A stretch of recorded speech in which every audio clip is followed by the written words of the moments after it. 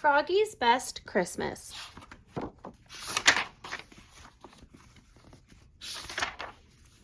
It was the night before Christmas, and Froggy was dreaming of snow. He had months of dreaming to go before it was time to wake up for spring.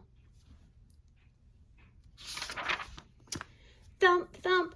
In the dream, Max was tossing snowballs against Froggy's window. "Froggy!" called his friend. "What?" But it wasn't a dream at all. Froggy woke up and looked out the window. "Max, Max," he shouted. I hopped out of bed, flop, flop, flop, and opened the door. "Merry Christmas, Froggy," yelled Max, and gave him a present. "Wow," said Froggy, "this is my first Christmas present." "This is your first Christmas," said Max. "You always sleep through it." "I've heard all about Christmas," said Froggy. "Now I can celebrate it. Yippee!" And Froggy went to look for a gift for Max. Flop, flop, flop. "I found the perfect one," he said. "What is it?" asked Max as he tore open the box. "My soccer ball, the one I kicked our winning goal at City Cup." "Gee, thanks," said Max, juggling the ball on his knee. "Now open your present." Froggy tore off the wrapping paper and opened the box. Inside, there was a drawing of a Christmas tree. "Gee, thanks," said Froggy. "I always wanted a drawing of a Christmas tree."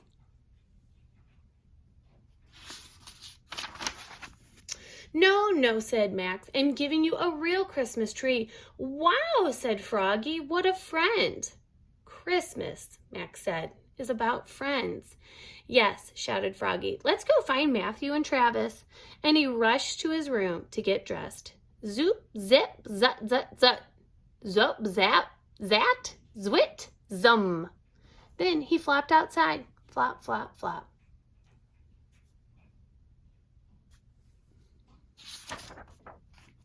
But they woke up Travis. "Wake up," they shouted. And Travis the bear yawned and crawled out from his cave under the snow. Merry Christmas," said Froggy and Max. "This was my first Christmas ever," said Matthew. "Mine too," said Travis. And together they all trudged off through the snow to find the perfect Christmas tree. "Here's one," cried Froggy. "Nah, too skinny," said Max. "Here's one," said Matthew. "Nah, it's too fat," said Max. "Here's one," he hollered, "the perfect tree." And Max the beaver gnawed and gnawed and gnawed until timber! Thunk!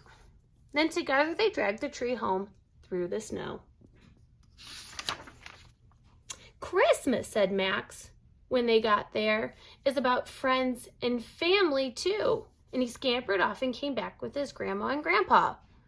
And with everybody's help, Froggy put up the tree and trimmed it with popcorn chains and pine cones.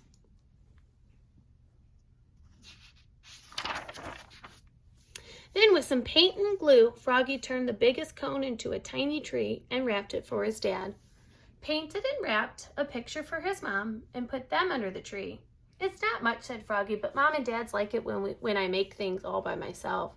"Besides," said Max, "it's the spirit of giving that counts." "And now," said Froggy, "for the star." He made his star out of foil, then pushed the chair against the tree and climbed and reached and stretched. "Timber!" shouted Max. Thunk!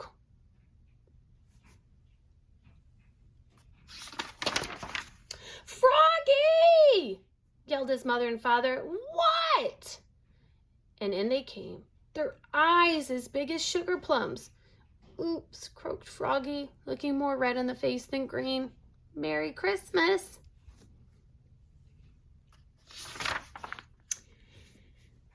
And it was a Merry Christmas. Together they opened presents. Rip! Roasted chestnuts. Crackle. Sang carols. Fa la la la la. Ate a feast. Munch, crunch, munch. And had a snowball fight. Oof!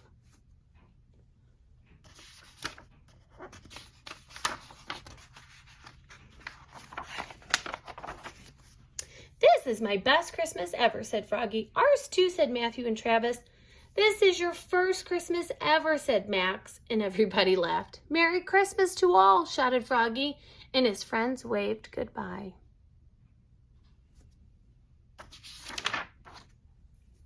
And to all a good night, boomed Santa Owl. Ho, ho, ho.